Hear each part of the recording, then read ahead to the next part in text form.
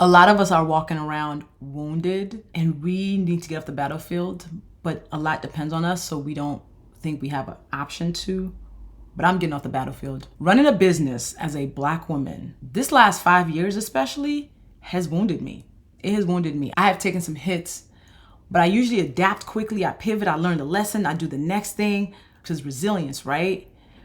But I feel like a soldier who's been fighting, who has dodged some bullets, but some hit, who has been hit by shrapnel. And each time I just take a little Band-Aid and try to put it on top of the wound, and I keep going because the platoon is dependent on me. And now I can't ignore the blood that's gushing out my leg. That's how it feels to be a woman who has built a 7-figure business through blood, sweat, and tears. In this last 5 years, there's been so much of all three. And I finally got to a point where I was like, I think I need to step off the battlefield and go bind my wounds. Go let God bind my wounds too. Go sit still, go face the corner, go on time out, because enough. I have countless stories, from the person who tried to sue me because she thought she should get book proceeds, even though she's not my book agent, simply because she was working with me at the time, to the CPAs who did not file my 401k until October, and I had to make up for it in 2 months, from October to December, to the team I had that was making me no money while I was spending $100,000 a month, to another CPA team that I basically had to threaten because they basically held my taxes ransom, to the person who came into my company and basically tried to stage an almost hostile takeover when I wasn't in office. I have so many experiences of people playing in my face as I've tried to build a purpose-driven business, a purpose-driven life. I have so many stories of being cheated, of money being lost, of people taking my integrity for granted, being hypervigilant to try to minimize consequences that I face because of other people's mistakes. Where even when I wasn't even making that much, I was trying to make sure I paid everybody equally well. Business has been hard. Business has been wounding to me. And it's important to name that. And through it all, my nervous system has suffered for it. And through it all, I've still maintained my meanness, which shout out. So I'm stopping for about 6 months. What does that mean? It means for a long time, I didn't think I even had the option to stop, because life tells us we have to go, go, go. Responsibilities tell us we have to go, go, go. But in January, I hit a wall. And that wall was really to tell me, hey, stop moving. Go no further. It's time for you to go sit in a corner, be on timeout, and get yourself together first. Because when you are a soldier wounded on the battlefield, you don't keep going.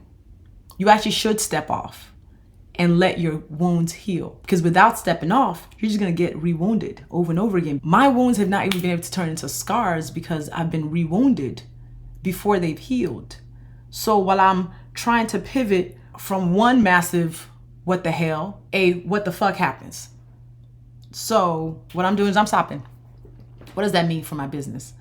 For the next 6 months, I'm actually getting off running my business. One, my book academy, I have somebody who's gonna run that. Our current clients will be served. Y'all ain't gotta worry about that. But as for me and anything else, I'm not doing no new launches, no speaking engagements, no press. I am removing obligations from my plate. I am gonna be the most useless version of myself, because my assignment for this next 6 months is to tend to me, to tend to little Lovey who is exhausted. Who am I well rested? I've never met her. Who am I without having so many responsibilities and so many things I have to handle every day? I don't know. I've been working since I was like 15. This will be the first time in my whole life that I'm taking 6 months off working, off earning money, because survival mode will have us thinking that's all we can do is go, go, go, go, go. These are the moments when the savings accounts gotta show up, the investment accounts gotta show up. Why are we building these big things if they're gonna be prisons and cages for us? This is the time for me to get still, to quiet the noise, to hear from God, to ask God to bind my wounds for me, to get clear and now operate from a place of scarcity or fear around if my business is gonna work or payroll. I have broken my business down to the very minimum. I've taken myself out of it, and I am gonna go sit in the corner for 6 months. The only thing I feel called to do is write right now. I want my creativity to come back to life. Who am I when I'm not deep fried, when I'm not burned out? I'm burned out. I'm tired. I don't have no more adapting for anybody. So I'm giving myself the gift of stopping. The power of the pause.